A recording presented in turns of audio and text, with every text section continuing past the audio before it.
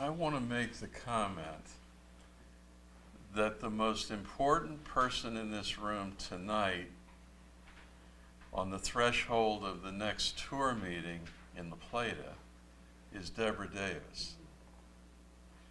Now, if you know anything, if you watch commissioner meetings, you know what a fighter Deborah is. And as everyone has said, that's what it takes.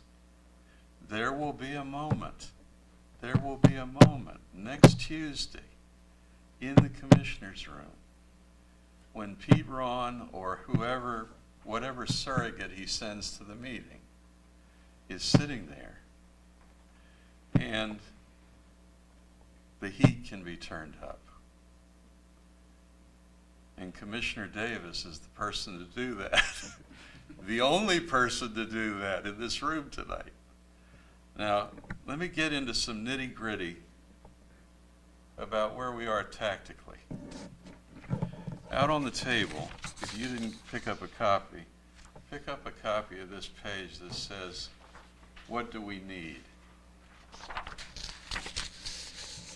What we need is so limited and so measured and so obvious that it almost seems that we've gone through the desert without a drink of water here, and we're crawling toward the next oasis, and all we need is $27 million spread over 3 years, and we won't ask the state for anything else for 3 years. We cannot move this project off dead center until we complete project planning and NEPA studies. And we end up out of that process with what's called a record of decision. And that record of decision on the alignment and on the light rail mode and the other issues, that record of decision is our ticket to ride. It's our ticket to go to the federal government and say, we're ready for a federal investment in this project. We're ready to compete with the other regions and counties and cities around the country, all of which want light rail. And this is infinitely doable by the current administration. And I'll explain why. Every one of us, when we go to the gas pump and pump a gallon of gas, we pay 35.3 cents in tax to the state of Maryland for transportation. The fund that creates is called the Transportation Trust Fund. Any one of us can do a simple calculation. The average household in America buys 1,100 gallons of gas a year. You multiply that times the number of households in the commuter shed that Mel described, and you multiply that times 35 cents, and for Charles County, you get $113 million. And for the entire commuter shed, you get $377 million. We want $27 million back of the money our people sent to Annapolis to do transportation work. That's what we want. And the state piles up $16 billion worth of excuses that they can't give us $27 million. That's what this book is worth. $16 billion over the next 6 years. Now, what else is the state doing for Charles County? Well, the state is using toll money to build a new bridge to Virginia. Now that doesn't count, because what I'm talking about right now is the money we put down on the table for the state when we pay for our gasoline. That's not toll money. The plan to build a new bridge across the Potomac River is paid for with toll money. That's a whole separate pot. So what is the state doing with our gas taxes? Well, they fixed this piddling little bridge across Allen's Fresh that took 5 years to build. We salute them for that. Thank you very much for doing that. But quite honestly now, and I don't mean to be snarky when I say this, but a bridge to Virginia that enables the real estate industry in King George, Westmoreland, and Stafford counties to develop northern Virginia, because they've got a 4-lane bridge to cross into Maryland and tap a larger market for what they want to sell there, doesn't do a thing for the 50,000 people who are struggling up this highway every day. In fact, I've said, and again, I don't mean to be unkind to anybody, but we're really at the stage of this thing where we got to start talking a little bit tougher. I think Mel made that point. We got to start talking a little tougher here. That bridge is the biggest victory for the state of Virginia since the Battle of Fredericksburg in 1862. Now, I'm just telling you how it is. I'm telling you how it is. That is going to put tens of thousands more cars on 301 and Route 5 than we already have to deal with. That's going to make our problem worse in Waldorf and in southern Prince George's County, not better. So these are the realities that we have to deal with, and somehow we've got to get the Secretary of Transportation to open his eyes and understand that we're dealing with a quality of life issue here. We're dealing with a health issue. We're putting people through the ringer every single day of the week because somebody won't spend $27 million of our money to fix a problem, or to make us eligible for the money to fix a problem. So there is frustration here over this. What else is the state doing with our gas taxes?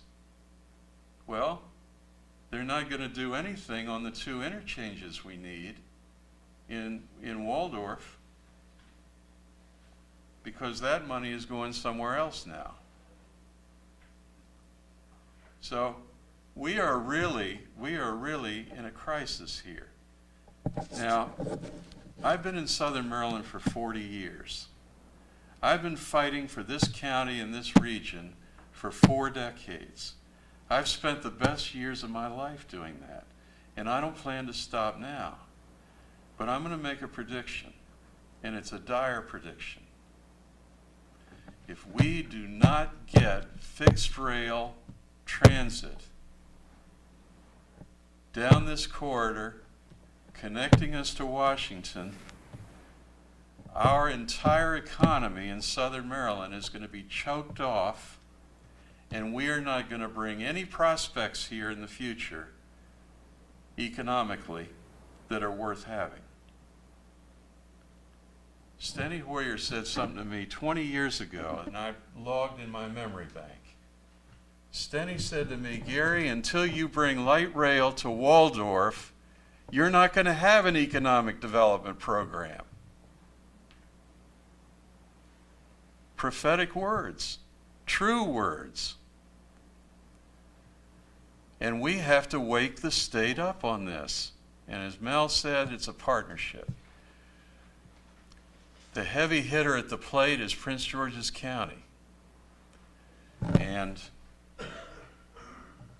we got to stop grousing locally about what Prince George's isn't doing enough of to help us carry this ball across the finish line. I'm getting really testy about the comments I hear about Prince George's. Let me give you an example. Well, they sent a tour letter a year ago, and the tour letter didn't make this their top priority. Look, I have spent my entire life in government service, public service, intergovernmental relations. When has there ever been a county of almost 1 million people that would make one project for one region of the county their top priority? It is absolutely unreal to me to hear the kind of comments I hear about our best partner in this effort. Here's how it boils down. November 2nd, 2017, the Prince George's County Council presented a letter to the Maryland Department of Transportation on their priorities. They had 4 top transit priorities in Prince George's County. The Purple Line, fixing Metro, getting the bus, their locally operated transit service, reorganized. And their 4th priority was the Southern Maryland Transit Project. Now, I don't know how anybody else wants to slice that up, but to me, that's a victory. That's a victory. The first 3 items on that list have been done. The Purple Line's under construction. $500 million have been committed to Metro to fix Metro in the last session of the Maryland General Assembly.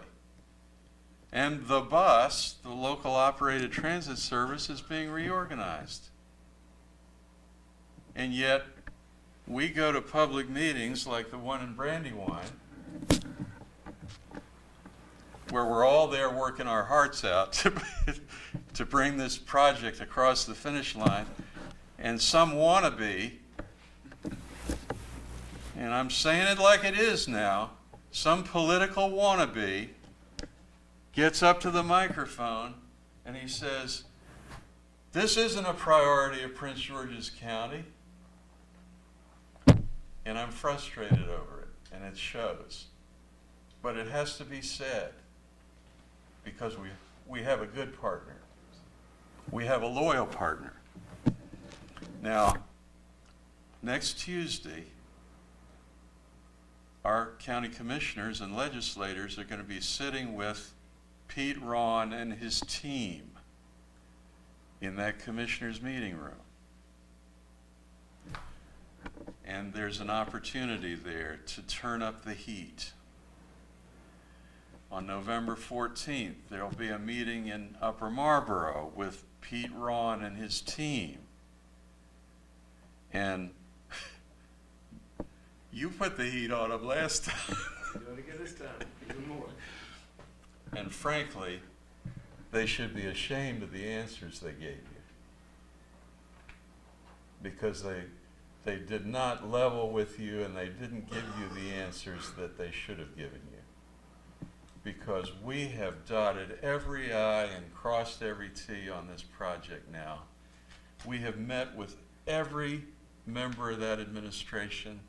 We have gone to Hanover, and we have sat there patiently and made our case. I just have to tell you, I had a meeting with Pete Ron 2 years ago, and when I left the meeting, Pete said to me, Gary, you've made your case. I had a meeting with Jim Ports, the deputy secretary, the next year. I left the meeting. Gary, you've made your case. Now, it's time for accountability. It's time for our people who worked hard and put their hard-earned money into the till at the gas pump to get something back for their investment. And excuses just are not going to cut the mustard anymore. If we can push this one more inch, get into this book to do project planning and NEPA for this Southern Maryland Rapid Transit project and complete that in the next 3 years, we'll be banging on the federal government's door and we'll be asking for money to start building this. And my prediction is if that happens, we'll be riding trains in the next decade. That will open up, as Ruben pointed out, that will open up all the doors to our economic development program. We will suddenly be players instead of stragglers, instead of supplicants. We'll suddenly be players on the board for some meaningful projects that will bring jobs to our people, jobs that are good paying, career jobs. We'll revitalize Waldorf. We'll create a vibrant urban community there on Old Washington Road. We'll take 28,000 cars off the highway. We'll improve air quality. We'll do all of these things. But to do that, we have got to get into project planning and NEPA. And we have to do whatever it takes to get there. So those of you who are motivated to, and your friends and neighbors, come out next Tuesday and give Deborah some support. When Pete Ron walks down that sidewalk like he did a year ago, we had some pretty tough citizens waiting for it. We really did. And we had a little toe-to-toe there on the sidewalk. It was wonderful to see that. But that's what it takes. Somebody said, if Paul Sarbanes said to me one day, he said, when they feel the heat, they'll see the light. And that's absolutely true. But my dire prediction, I'm telling you, I'm not wrong on this. My dire prediction is that we will be strangled and choked off from access to the national capital region, the biggest economy in the mid-Atlantic, and we will never be competitors for the real economic benefits, the real good jobs down here that our people deserve until we put in a fixed route light rail line on a 70-foot dedicated right-of-way, 70 foot wide. Do you know that all the land we need from White Plains to Branch Avenue on that 70-foot wide right-of-way is 1/4 of a square mile of land? That's all the right-of-way we need to buy. 1/4 of a square mile of land. And the state cannot drag its feet on that either.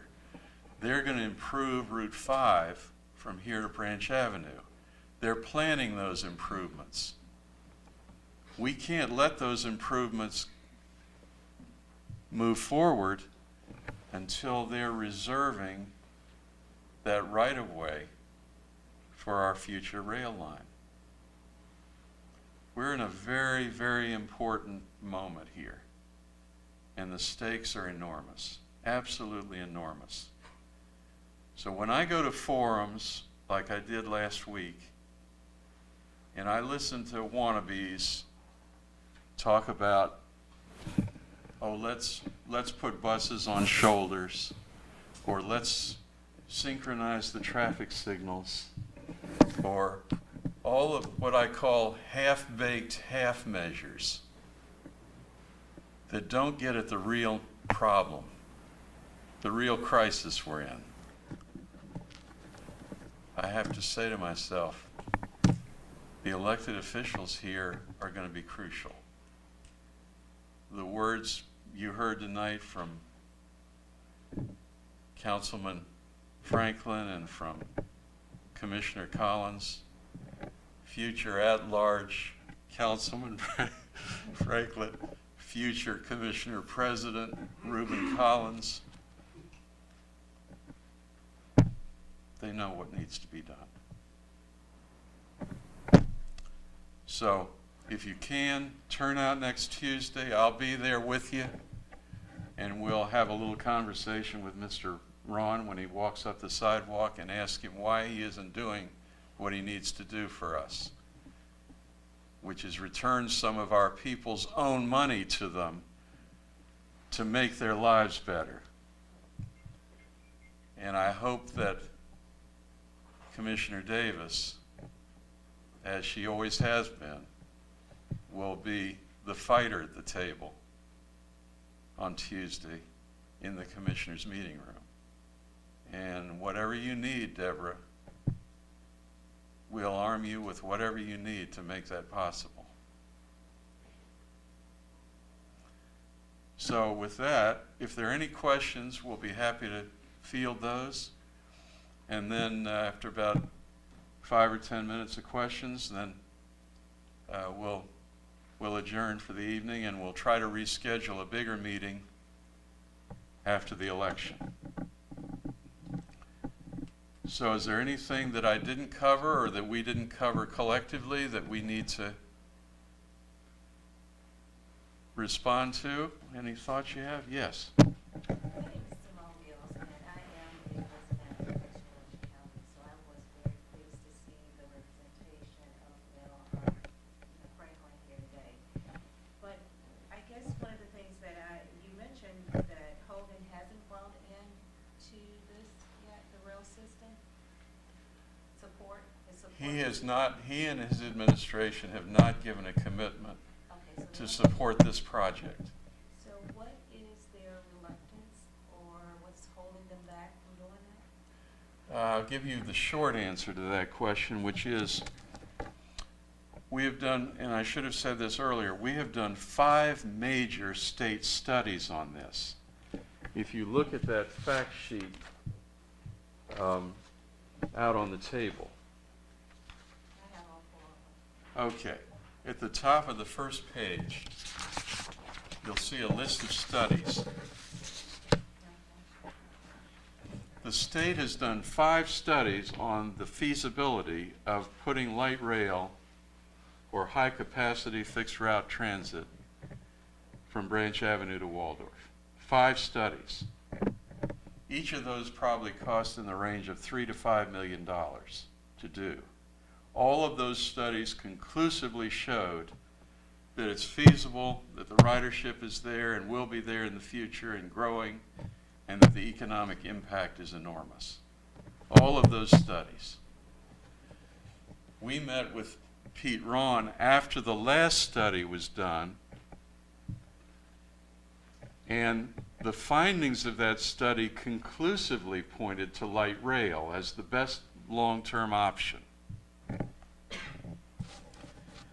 And if you want me to afterwards, I'll explain to you why bus rapid transit is not the preferred option in terms of our situation here.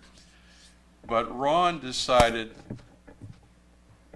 my words, arbitrary and capriciously, to change the findings to bus rapid transit.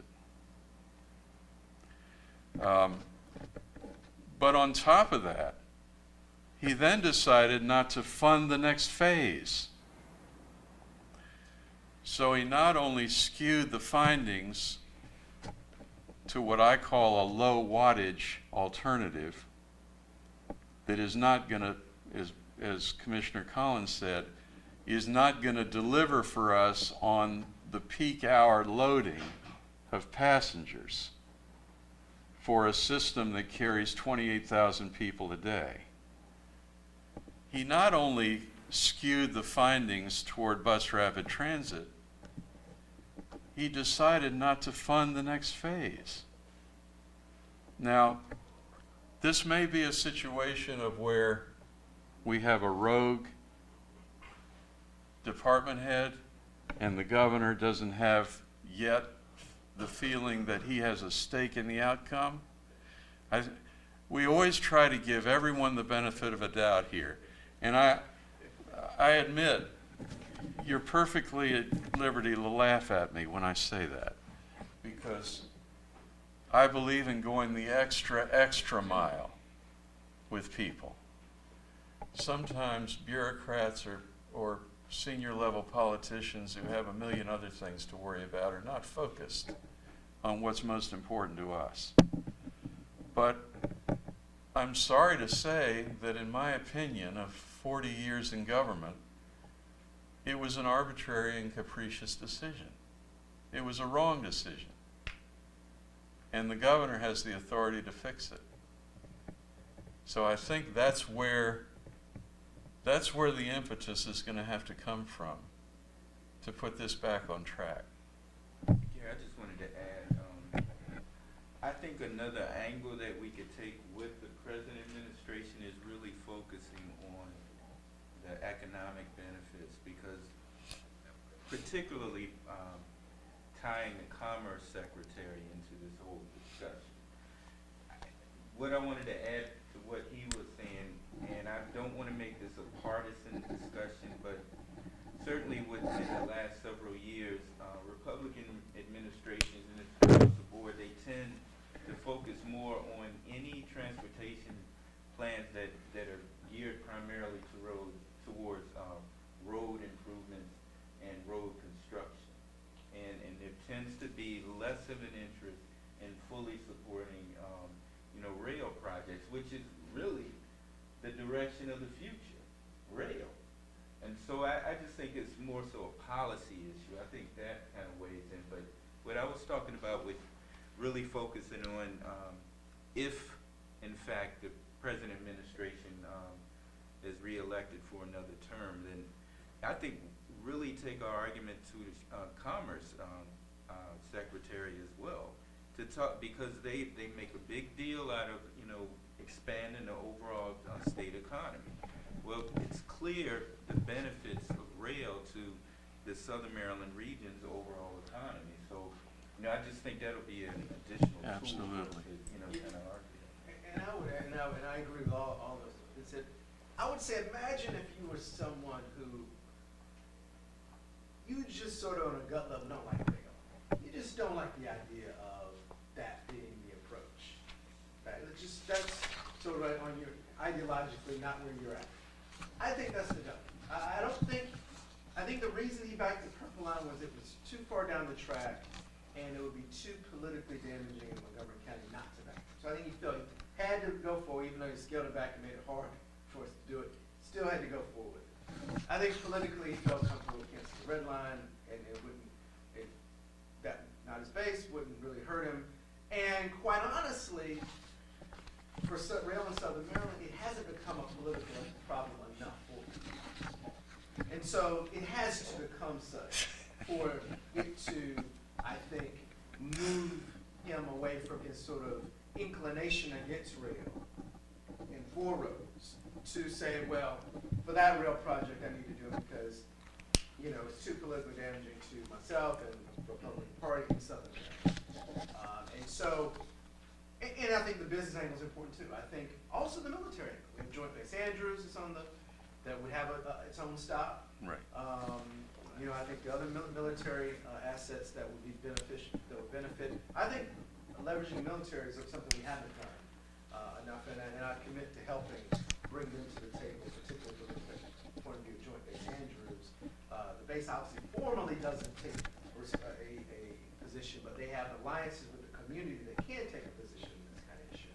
And I think that will also be a politically potent tool, because a lot of those military personnel and their families, they commute from Virginia, from other parts of Maryland, and they're in the traffic too. And this would make their lives a lot easier. And so you could argue it helps the capabilities of the base to be able to move more quickly. So I just think we have to make it more of a political problem, if you will, or a political issue for the current administration to be more successful. I'm going to get to you in 1 second. I want to make a follow-up point here before I do that. This is the executive summary of the study that was just completed on this project. Now, this is a study that was done by Secretary Ron's transit agency. This is the state's study. Let me read you a sentence here. The addition of approximately 250,000 to 300,000 person years of work, 20 billion to income, and 30 billion to property development and values would result from this project. Now that speaks directly to the Commerce Department. It speaks to the economic arguments. So we have the need for a political fire, and we have the need to make economic arguments that will appeal to the policymakers that are likely to be in charge for the next 4 years.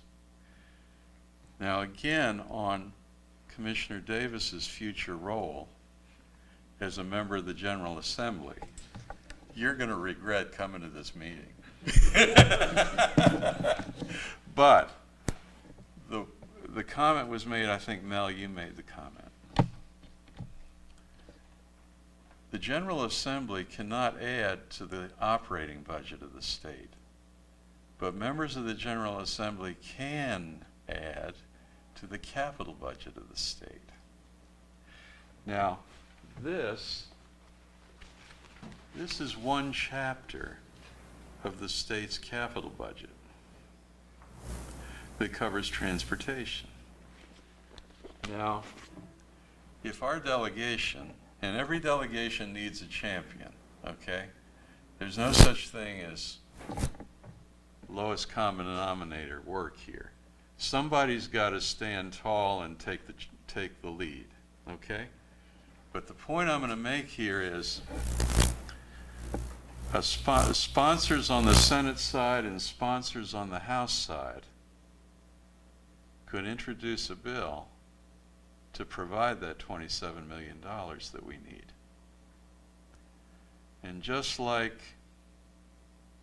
Senator Middleton got $13 million in the last session to do the work at Western Parkway in Waldorf, it would be possible for the legislature to enact a bill to increase the capital budget to provide that 27 million we need to make this ball go across the finish line on this next phase. So that's something, again, if you look at this page, this what do we need page that I mentioned a minute ago,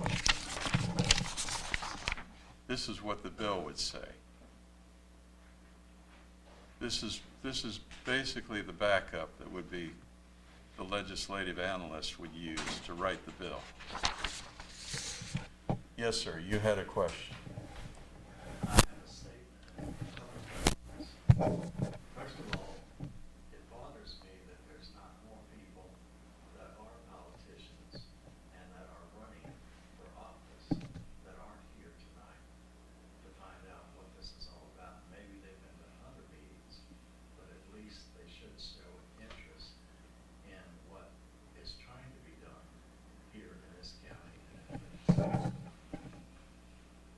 The second question that I have is that it was my understanding, I went to a meeting up in Clinton several years ago, and there was a problem with I'm just wondering if this is set now as a direction that this line is going to be in.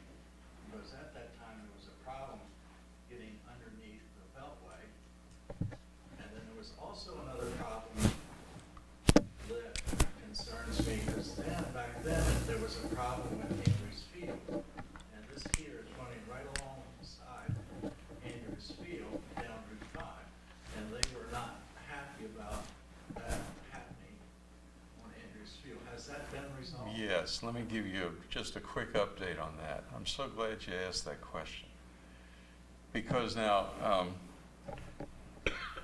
Jason Groth, who's been a very important player at the county level here, a very important continuity player, he is now the planning director. but he was the chief of infrastructure and resource management for the county. And so he and I attended all of the planning meetings in this study and the prior study. And then in Prince George's, Vic Weisberg and folks from the planning department there were participants. We wrestled with these issues from 2010 until 2017. The very issues you're talking about. The very precision of the alignment. This map over here and the map that you picked up on the way in is still a fair representation of what we're doing, but there have been some improvements to it, and I just don't have the latest artwork for it. Here's what they are. We studied in great depth the issue of whether this line would go under the Beltway or over the Beltway. And we had an absolutely superb engineering team working with us on this. They concluded firmly that this would go over the Beltway. And that's the most feasible and least expensive option. Secondly, this drawing does not have a stop at Andrews Air Force Base.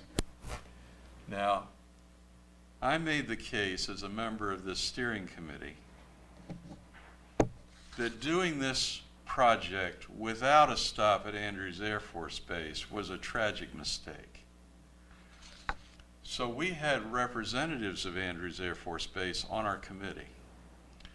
And the stop will be at the main gate of the base where all of the new construction is going on there. I believe there's a new medical center or a hospital there. And it's becoming a hub, an economic hub, at a very strategic spot. And I thought, let's push this another, let's push another station into this mix.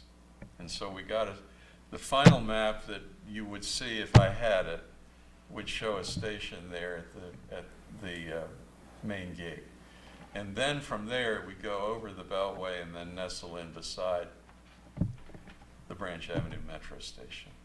So essentially, the two platforms are adjacent to each other, and you get off the light rail train and you just walk across the platform to the Metro train and board that and go anywhere you want. So those are examples of some very specific engineering issues, as well as many, many others on these 13 stations and where they are and how, like Southern Maryland Hospital Center. If you go to Johns Hopkins in Baltimore, where I go for my medical care, they've got a metro station right in the building. You board the train right there at Hopkins. We would like to have that same arrangement at the Southern Maryland Hospital Center in Clinton. So the train will just come right up to the door, and you can only imagine the impact that would have in terms of the future build-out of that whole site and the employment that would go along with that.